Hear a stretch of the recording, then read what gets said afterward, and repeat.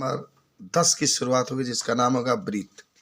ठीक है, पार्ट 1 हम लोग पढ़ेंगे आज। थ्योरी के अंतर्गत केवल ब्रीथ की परिभाषाएं पढ़ेंगे हम लोग, यानी जानेंगे आखिर ब्रीथ होता है। बहुत आसान चैप्टर है। तो पहला बात होगा ब्रीथ। ब्रीथ से बारे में कोई पूछेगा तो कहेंगे किसी बिंदु से किसी बिंदु से उपस्थित हुए सभी बिंदुओं का समुच्चय जो उस बिंदु से समान दूरी पर होते हैं तो उससे ब्रीथ कहते हैं। मान लो एक बिंदु है, ये वाला हिस्सा। अब इस बिंदु से जितने बिंदुएं हैं, ये सब बिंदुएं हैं।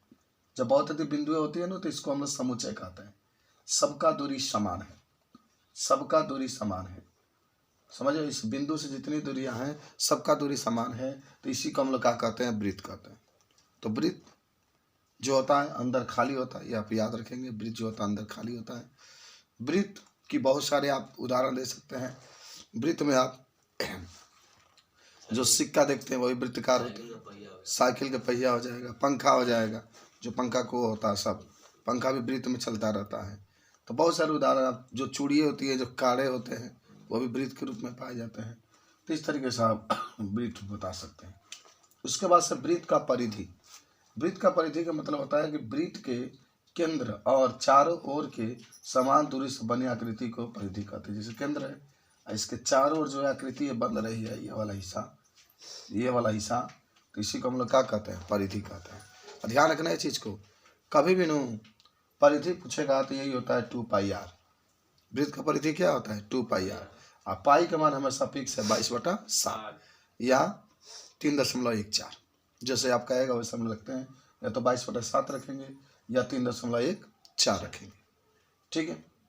अच्छा, अब एक चीज़ जरूर याद रखना कि जो ब्रीथ होता है, इसको मान लो कि कोई व्यक्ति है, मान लो यहाँ से ए से ये चलना शुरू करता है, ए से चलना शुरू करता है, ए से चलना उसने शुरू किया और गति करता हुआ चलता हुआ फिर ए पर आ गया। तो कोई पूछा कितना दूरी तय किया? समझना मैं क्या कह रहा हूँ।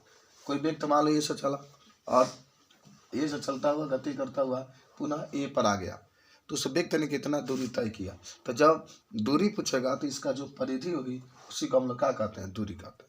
तो वृत्त की जो परिधि होगी 2πr से आप निकाल लेंगे। 2 वैसे ही पाई के मान 22/7 फिर आर आप रख कर हल कर सकते हैं। ठीक है। अब आइए वृत्त का त्रिज्या। वृत्त का त्रिज्या, जब वृत्त का कोई त्रिज्या पूछेगा तो वृत्त का केंद्र और परिधि, वृत्त के केंद्र और जो परिधि होती है, इसके मिलाने वाली रेखा को हम लोग वृत्त का त्रिज्या कहते हैं। याद करो, वृत्त का केंद्र और जो परिधि होती है, इसके मिलाने वाली रेखा को वृत्त का त्रिज्या कहते हैं। तो वृत्त का केंद्र और परिधि को मिलाने वाली रेखा को वृत्त का त्रिज्या कहते हैं। इसे आर से प्रदर्शित करते हैं। इसका मात्रक मीटर या सेंटीमीटर होता है। अगर कोई आपसे पूछे कि वृत्त का त्रिज्या बराबर क्या होता है, तो व्यास बटा 2 होता है। त्रिज्या बराबर क्या होता है? व्यास बटा 2। अगर व्यास 10 है, व्यास क्या है? 10 है, तो 10/2 तो कितना आ जाएगा? 5 हो जाएगा। बस समझे। उसके बाद आपसे कोई पूछता है वृत्त का व्यास, तो देखो कहोगे ना, परिधियों को मिलाने वाली रेखा जब वृत्त के केंद्र से होकर जाती है तो उसे वृत्त का व्यास कहते हैं। इसे डी से प्रदर्शित करते हैं। देखो ये वृत्त है, ये वृत्त है, ये वाला पूरा हिस्सा वृत्त है, वो इसका क्या है? केंद्र है। और परिधि ये भी है, परिधि ये भी है। तो कोई भी परिधि को जब रेखा मिलाती है और केंद्र से होकर जाती है तो उसको वृत्त का हम लोग व्यास कहते हैं। जो केंद्र से होकर जाती है वो सबसे बड़ी जीवा भी होती है। अच्छा, इसमें एक वृत्त में अनंत त्रिज्याएं हो सकती है।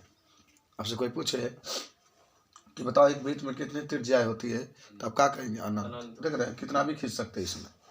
एक वृत्त में अनंत व्यास भी होगी। इस तरीके से देख रहे हैं, व्यास निकालना होता है और अगर त्रिज्या दिया होगा तो वही तो बात होता है, त्रिज्या गुना कर देंगे तो व्यास बराबर 2 गुणे त्रिज्या। बात समझे। अगर व्यास दिया है, त्रिज्या निकालना है, तो आप अगर त्रिज्या निकालना है, व्यास दिया है, तो त्रिज्या बराबर व्यास बटा 2 से निकाल देंगे। और अगर व्यास दिया है और मान लो अगर त्रिज्या दिया है, व्यास निकालना है, तो व्यास बराबर 2 गुणे त्रिज्या का यूज कर देंगे। उसके बाद से देखो, उसके बाद से आपका लिखा गया है वृत्त का व्यास। तो वृत्त का व्यास मैंने अभी बताया 2 गुणे त्रिज्या। मान लो कोई कहता है कि त्रिज्या 10 है, तो वृत्त का व्यास बताइए। जब त्रिज्या 10 है, वृत्त का व्यास पूछ रहा है, तो क्या लिखेंगे आप? 2 गुणे त्रिज्या लिख लेंगे और गुणा करके आ जाएगा। उसके बाद से वृत्त की जीवा। वृत्त के परिधि को मिलाने वाली रेखा को वृत्त का जीवा कहते हैं, या जीवा कर लेना। व्यास भी हो सकता है, लेकिन जीवा कर लेना। वृत्त के परिधि को मिलाने वाली रेखा को जीवा। देखो है, ये सब जीवा है, देख रहे हो, कहीं से भी खींचोगे सब जीवा है। एक वृत्त में अनंत जीवा हो सकती है। हालांकि व्यास भी एक जीवा होता है, लेकिन व्यास जो होता है सबसे बड़ी जीवा होता है। व्यास सबसे बड़ी जीवा होता है। ठीक है, देखो लिखा भी गया है, वृत्त का व्यास सबसे बड़ा जीवा होता है। वृत्त का व्यास सबसे बड़ा जीवा होता है। उसके बाद होता है वृत्त का क्षेत्रफल। तो वृत्त से घिरे क्षेत्र को वृत्त का क्षेत्रफल कहते हैं। जैसे मान लो कोई वृत्त है, जितना इसने एरिया को क्या किया है, घेरा है, उसे वृत्त का क्षेत्रफल कहते हैं। इसे ये सब प्रदर्शित करते हैं। और आप जानते होंगे कि जो वृत्त का क्षेत्रफल होता है वह होता है पाई आर स्क्वायर। वृत्त का क्षेत्रफल क्या होता है? अच्छा, यहाँ से लो समान प्रकार के वृत्तखंड तुम लोग जानते होंगे। वृत्तखंड की जब बात करेगा तो थोड़ा सा मैं आपको बता देता हूँ कि आखिर वृत्तखंड क्या होता है। मान लो वृत्त है, ये वृत्तखंड की बात हो रही है। मान लो ये वृत्त है, वृत्त को हम लोग ऐसे खींच दिए, ठीक है, खींच दिया हम लोगों ने, और इसमें एक रेखा, एक जीवा खींच दिए। जब जीवा खींचता है तो दो भागों में बढ़ जाता है। तो बना लो कपिया पर। तो एक को हम लोग कहते हैं लघु वृत्तखंड, एक को क्या कहते हैं, जो छोटा वाला हिस्सा देख रहे हो ना, इसको लघु वृत्तखंड कहते हैं, और जो बड़ा वाला हिस्सा देख रहे हो इसको दीर्घ वृत्तखंड कहते हैं। तो वृत्तखंड वह होता है जो वृत्तों को दो भागों में बांटता है। वृत्तखंड वह होता है जो वृत्तों को दो भागों में बांटता है। एक छोटा भाग होता है, एक बड़ा भाग होता है। छोटा भाग को हम लोग लघु वृत्तखंड कहते हैं। जो बड़ा भाग होता है, बड़ा भाग को हम लोग दीर्घ वृत्तखंड कहते हैं। छोटा को लघु वृत्तखंड, बड़ा को दीर्घ वृत्तखंड कहते हैं। आप सबको ये जानकारी होनी चाहिए, ठीक है। चलिए आगे बढ़ते हैं हम लोग। अब एक होता है आपका लघु वृत्तखंड, दीर्घ वृत्तखंड रहा। अब तो तनिक बात कर लेना तिर्यखंड। इसकी हम लोग सवाल भी लगाएंगे, कल खूब लगाएंगे सवाल, कल फिर थ्योरी पढ़ेंगे। तिर्यखंड का होता है, ऐसे वृत्त है ना, ये वृत्त है, ऐसे दो जीवा खींच दीजिए, जीवा करें दो त्रिज्या खींच दीजिए।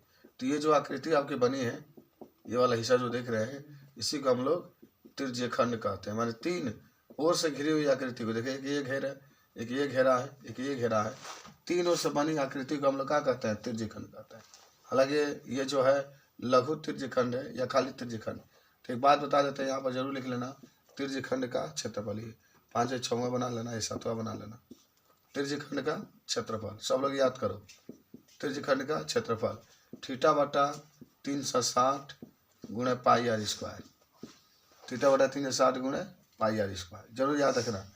थीटा बटा 360, जितना थीटा रहता है 60 रहेगा तो 60 रखोगे, 90 रहेगा तो 90, 30 रहेगा तो 30, 120 रहेगा 120, 45 रहेगा 45। जितना कोण रखता है उतना यहाँ पर रखते हैं। तो थीटा बटा 360 गुणे पाई आर स्क्वायर का। एक और 8वां लिख लेना है तुम लोग को। 8वां एक लिख लेना है जिसका नाम होगा लघु तिर्यखंड, दीर्घ तिर्यखंड, दीर्घ तिर्यखंड। जब भी आपसे कोई दीर्घ तिर्यखंड का क्षेत्रफल पूछे, अच्छा एक चीज पहले लिख लो, तो क्या होता है दीर्घ तिर्यखंड का क्षेत्रफल होगा। देखो बाबू, पूरा वृत्त का क्षेत्रफल में से इसको घटा देते हैं तिर्यखंड का क्षेत्रफल, यानी पाई आर स्क्वायर में से थीटा बटा 360 और पाई आर स्क्वायर घटा देंगे, क्योंकि वृत्त का क्षेत्रफल पाई आर स्क्वायर होता है। ठीक। 9वां एक जरूर लिख लेना कि तिर्यखंड का चाप की लंबाई, तिर्यखंड का चाप की लंबाई, तिर्यखंड का चाप की लंबाई लिख लेना बाबू, थीटा बटा 360 गुणे 2 पाई आर। हाई महत्वपूर्ण सूत्र है। इस सूत्र का प्रयोग आप 10 में भी करेंगे, इस सूत्र का प्रयोग आप 10 में भी करेंगे, तो नोट कर लो।